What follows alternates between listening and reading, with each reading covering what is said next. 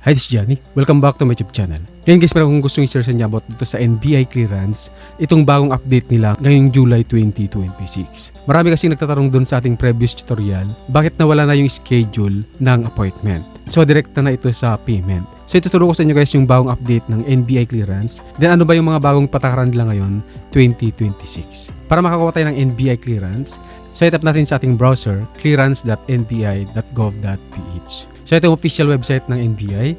Para makakuha tayo ng bagong NBI clearance guys, pupunta po tayo dito sa register as new account. Then, fill up pa natin to guys yung gender, civil status, date of birth, first name, middle name, last name, mobile number, email address, saka mag-create tayo ng password. Dapat guys yung mobile number natin active kasi dito sisend ni NBI clearance yung OTP. Kasi kailangan natin i-confirm yung OTP dito sa ating mobile number. Then ganoon din guys tong email address natin, kailangan din active. So fill upan natin.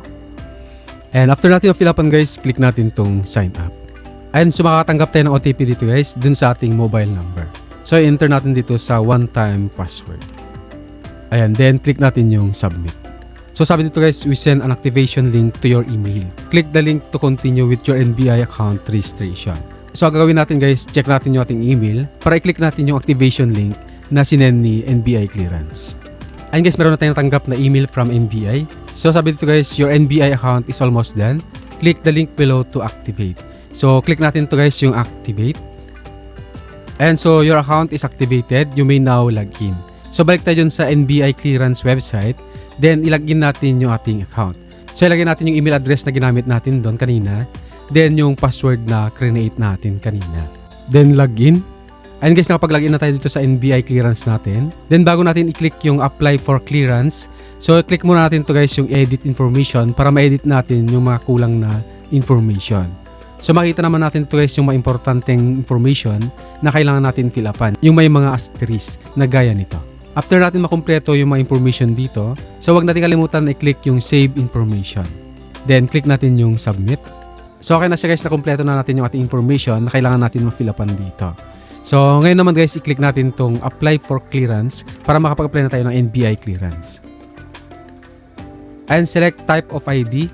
So i-select natin guys kung ano yung ID na dadalhin natin doon. So ito yung mga ID na ina-accept ng NBI clearance. So halimbawa i-select natin dito guys yung UMID ID. Then enter natin yung ID number ng ating UMID ID. After natin ma-enter, so i-click natin tong I agree. So i-close natin. Then select natin guys kung saan branch tayo magpapa-appointment. So nandito naman guys yung mga available na branch. So halimbawa pipili natin dito yung UN. So napansin nyo guys, wala na yung date of schedule. So direct na tayong pipili ng payment option dito sa baba. So tinanggal na kasi ng NBI clearance yung date of schedule. Kasi hindi naman na sinusunod yung date of schedule natin. So ang pinaka date of appointment natin guys, kung kailan tayo nagbayad, yun din po yung date of appointment natin. For example, pili natin dito yung cash payment, then proceed, and then proceed to payment.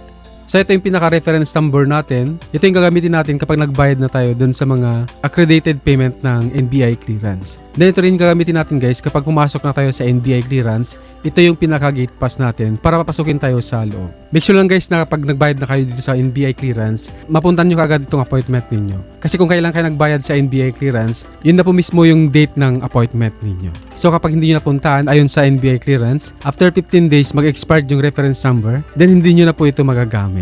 So ayun lang yung guys yung bagong update ng NBI clearance ngayong 2026. Sana nakatulong yung ating tutorial at sana sundan ninyo.